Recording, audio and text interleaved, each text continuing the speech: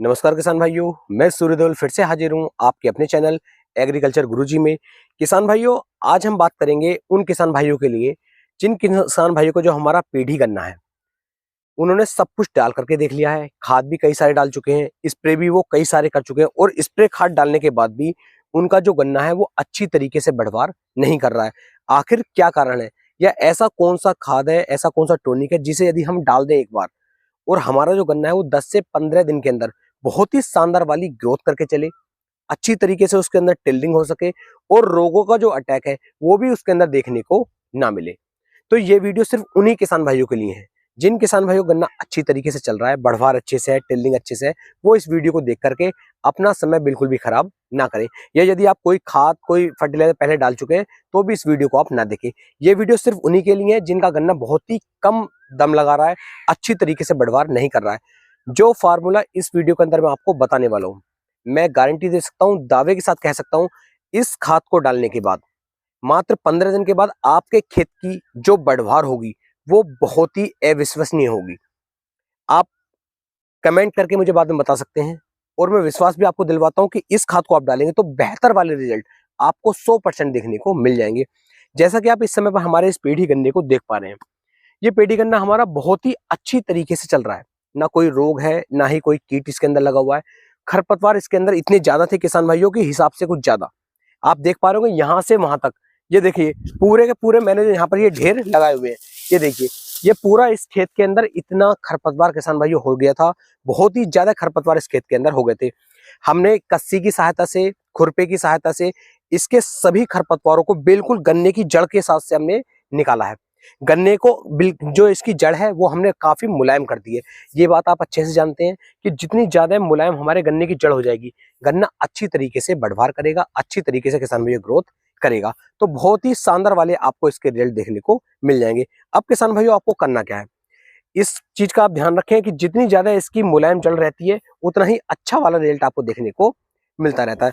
अब यहाँ पर किसान भाई जो मैं खाद की बात आपके लिए कर रहा हूँ, जो स्प्रे की बात मैं कर रहा हूँ, या जो भी मैं आज डालने के लिए आपको बताने वाला हूँ, इसे यदि आप डाल लेते हैं तो क्या क्या फायदे हमें देखने को मिलेंगे।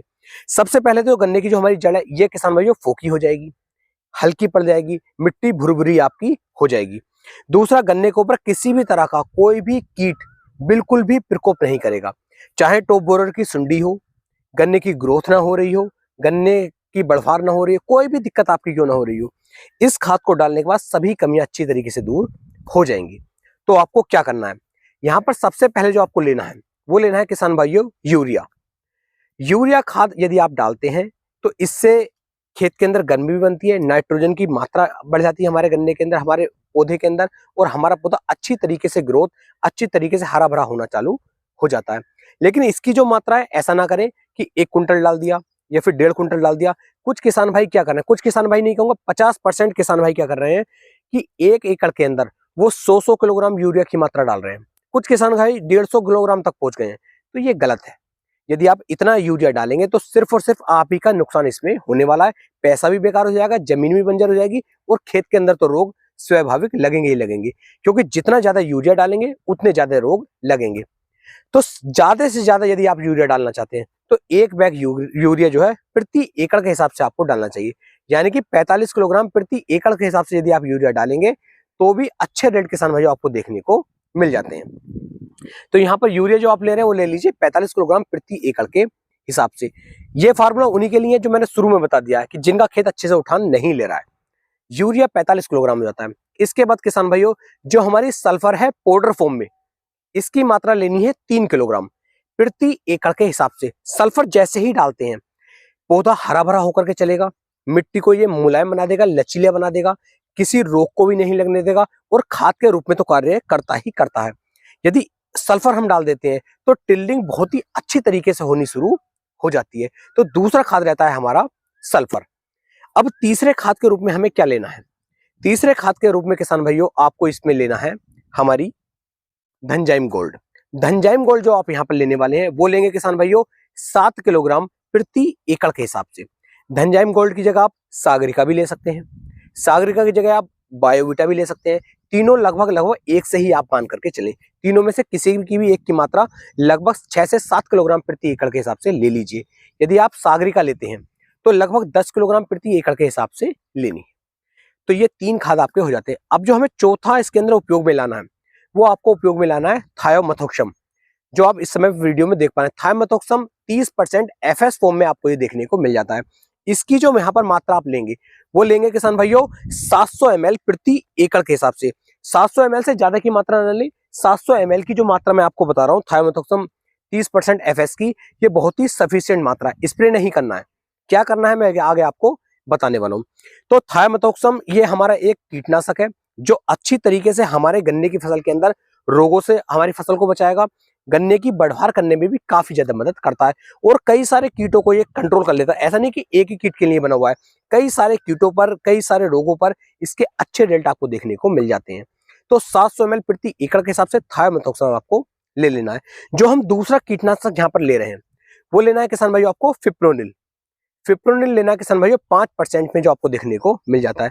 फिप्रोनिल 5% में काफी अच्छा है और ये किसान भाइयों एक सिस्टमिक कीटनाशक हो जाता है, एक हमारा कॉन्टैक्ट कीटनाशक हो जाता है। तो दोनों तरह से जो कीट हमारी फसल के अंदर लगने वाले हैं, उनसे ही हमारी फसलों को बचा करके चलता है। फिप्रोनिल के अंदर किसान भाइयों आपको एक खास बात और देखने को मिलेगी। जैसे मान लीजिए ये यहाँ पर हमारा पौधा खड़ा हुआ है, तो इस पौधे से लगभग 1.5 फीट दूर तक की जो ताकत है, 1.5 फीट इधर की, 1.5 फीट इधर तक की जो ताकत है, फिप्रोनिल उस ताकत को हमारे पौधे को ला करके देता है। वो ताकत भी हमारे पौधे को मिलनी शुरू हो जाती है। जब हमारे पौधे को वो ताकत मिलेगी, तो जो माइक्रोन्यूट्रिएंट, जो खाद हमारी मिट्टी के अंदर बेकार पहले से पड़े हुए थे, उनका भी जो रिजल्ट है वो किसान भाइयों हमारे पौधे को मिलना शुरू हो जाता है। तो आपको फिप्रोनिल जो हमारा 5% में, इसकी मात्रा भी आपको 700 ml प्रति एकड़ के हिसाब से ही लेनी है। अब क्या करना है, यूरिया के अंदर आपको सल्फर भी मिलानी है, सागरिका भी मिलानी है, थायोमेथोक्सम भी मिलाना है और फिप्रोनिल भी मिलाना है। यानी कि टोटल कुल मिलाकर के ये आपके 5 खाद हो जाते हैं। इन पांचों को आपस में आपको अच्छी तरीके से मिला लेना है। जब आप इन्हें मिलाएंगे तो लगभग 1 गिलास पानी आपको ले लेना है। यूरिया के ऊपर आपको 1 गिलास पानी को डाल करके तब आप इन सबकी कोडिंग अच्छी तरीके से कर लीजिए। बहुत अच्छी तरीके से इन खादों को आपको आपस में मिला लेना है। ये खाद आपके मिलकर के तैयार हो जाते हैं। जब ये खाद अच्छी तरीके से आपके मिलकर के तैयार हो जाए, तो जो आप खाद डालेंगे उस खाद को आपको बिखराव नहीं करवाना है। इस तरीके से खाद को लेकर के बिल्कुल गोल गोल आपको इस तरीके से ओर करके चलना है, बिल्कुल गोल पे, यानी कि पौधे के ऊपर या पौधे की साइड से आप इस तरीके से ओरते हुए चलें। पूरे खेत के अंदर आप अच्छी तरीके से इसे डलवा दीजिए। जब ये अच्छी तरीके से गिर जाएगा किसान भाइयों, तो ये जो रिजल्ट है, ये रिजल्ट भी आपको अच्छी ही तरीके से देगा। यदि आप बिखराव करवाते हैं तो प्रॉपर वे में अच्छी तरीके से इसके रिजल्ट नहीं मिल पाते हैं खाद के। तो जब भी आप खाद डालेंगे, कोशिश यही करनी है कि खाद जड़ के पास में ही गिरना चाहिए, बिखराव इसका ना करवाएं। इसके बाद क्या करना है, आज शाम के नंबर में लगभग मान लीजिए 3 बजे, 4 बजे, 5 बजे तक आप इस खाद को अपने खेत के अंदर डाल देते हैं। अगले दिन सुबह होते ही अपने खेत के अंदर आपको पानी चला देना है। यदि रात में व्यवस्था है पानी की, तो रात को भी आप पानी चला सकते हैं। लेकिन ध्यान देना है, खाद डलने के लगभग 12 घंटे के अंदर अंदर, ध्यान दीजिएगा, खाद डलने के 12 घंटे के अंदर अंदर खेत को पानी लग जाना चाहिए। तो खेत के अंदर अच्छी तरीके से ये सारे खाद बहुत बढ़िया वाले रिजल्ट निकाल करके देंगे। जैसे आपने आज खाद डाला, कल आपने पानी दे दिया, तो कल के बाद लगभग 11 दिन के बाद दोबारा से पानी आपको इस खेत के अंदर लगाना है, क्योंकि ये इतना हैवी खाद बन जाता है। क्योंकि अगर आपने 11 दिन के बाद दोबारा से पानी नहीं दिया, तो इसका विपरीत असर हमारे गन्ने के ऊपर पड़ेगा। जो हमारे गन्ने की बढ़वार होनी थी, वो फिर रुक सी जाएगी। वजह क्या है, क्योंकि जब ये खाद तेजी से काम करेगा, तो नमी की मात्रा हमारे खेत को ज्यादा चाहिए, गन्ने को नमी की मात्रा ज्यादा चाहिए। तो आपको दूसरा पानी 11 दिन के बाद देना ही देना है, हर हालत में। अगर पानी की व्यवस्था नहीं है, तो बिल्कुल भी इस खाद को मत डालना। ये मैं पहले आपको बता रहा हूँ, ये चेतावनी है इस खाद के लिए। अगर आप 11 दिन के अंदर पानी दे सकते हैं, तभी इस खाद को डालें, और नहीं दे सकते तो बिल्कुल मत डालना। क्योंकि 11 दिन के बाद आप दोबारा से पानी दोगे, तो ये और भी तेजी के साथ ग्रोथ करेगा। 15 दिन का मैंने आपको टाइम दिया है। 15 दिन के अंदर अगर गन्ने की बढ़वार 1 फीट के आसपास ना हो जाए, ट्रिलरिंग अच्छे से ना चले, रोगों का कोई भी अटैक नहीं आएगा, सभी चीजों की मैं जिम्मेदारी दे रहा हूं। लेकिन इस खाद को इसी तरीके से डालना है जैसे मैंने आपको बताया है। अपनी तरफ से मैं पूरी कोशिश कर रहा हूं आपके लिए एक से एक शानदार वीडियो बना करके लाने की।